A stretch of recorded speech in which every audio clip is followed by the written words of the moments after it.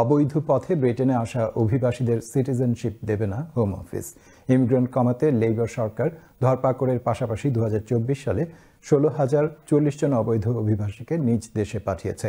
সাগর পথের ছোট্ট নৌকা ও লরি দিয়ে অবৈধ পথে ব্রিটেনে আশ্রয় গ্রহণকারীদের নিরুৎসাহিত করতে এই আইন করেছে হোম অফিস। এ নিয়ে 10 ফেব্রুয়ারি থেকে নতুন সিটিজেনশিপ আইন 2025 কার্যকর করেছে লেবার সরকার। আরও তথ্য জানাচ্ছেন ফয়সাল মাহমুদ। লেবার সরকার ক্ষমতায় আসার পর থেকে ইমিগ্রেন্ট কমিউনিটিতে আতঙ্ক বিরাজ করছে। নিত্য নতুন আইন দিয়েও ইমিগ্রেন্ট কমাতে পারছে না স্যার কিয়ার স্টারমারের লেবার সরকার।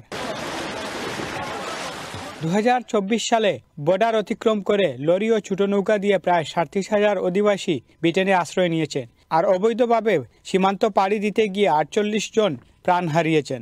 অবৈধভাবে ব্রিটেনে আশ্রয় প্রার্থীদের সংখ্যা ঠেকাতে হোম অফিস নতুন সিটিজেনশিপ আইন চালু করেছে 10 ফেব্রুয়ারি থেকে।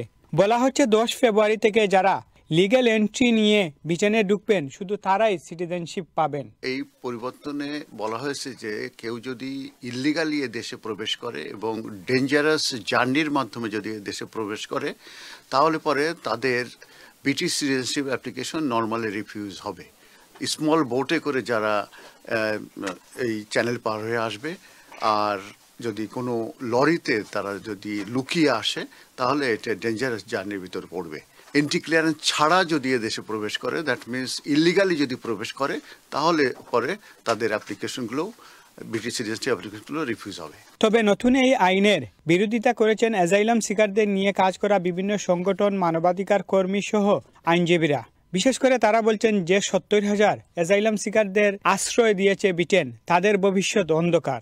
সরকার মনে করছেন যে এই মানুষগুলোকে নিরুৎসাহিত করার জন্য এটা করা প্রয়োজন। সমালোচনার জ্বর উঠেছে বিভিন্ন অ্যাসাইলাম যারা দীর্ঘদিন থেকে কাজ করে সেই সংগঠনগুলোর পক্ষ থেকে বলা হচ্ছে একদিকে অমানবিক এবং আরেকদিকে অযৌক্তিক। সেই ক্ষেত্রে তাকে যদি আপনি স্ট্যাটাস দিয়ে যদি আপনি আবার বঞ্চিত করেন তাহলে সেটা দ্বিমুখী নীতি হয়ে যাবে। তবে নতুন এই আইনের ফলে বাংলাদেশি কমিউনিটিতে তেমন প্রভাব পড়বে না বলে অভিমত দিয়েছেন এই আইনজীবী। বেশিরভাগই বাংলাদেশি কমিউনিটি বাংলাদেশ থেকে তারা লিগালি আসে, যেরকম স্টুডেন্ট ভিসায় আসে, তারা স্কিল ওয়ার্কারে আসে, কিংবা তারা স্পাউস ভিসায় আসে, কিংবা ভিজিট ভিসায় আসে। কারণ লিগালি আসলে তারা পরবর্তীতে যদি কখনো লিগাল হয় তাহলে কিন্তু তারা এই সিটিজেনশিপ অ্যাপ্লিকেশন করতে পারবে। এই যে চেঞ্জটা এসেছে সেটার ভিতরে তারা পড়বে না, তাদের অ্যাপ্লিকেশন সাকসেসফুল হওয়ার সম্ভাবনা থাকবে। অবৈধ ইমিগ্রেন্টদের নিজ দেশে ফেরত পাঠাতে লেবার সরকার বিভিন্ন দরপাকড় অব্যাহত রেখেছে, যার ফলে 2024 সালে প্রায় 16,400 অবৈধ ইমিগ্রেন্টকে নিজ দেশে প্রেরণ করেছে লেবার সরকার। দরপাকড় বাড়ানো হচ্ছে এবং প্রতিদিনই কাউন্টার হচ্ছে, মানুষকে ধরা হচ্ছে।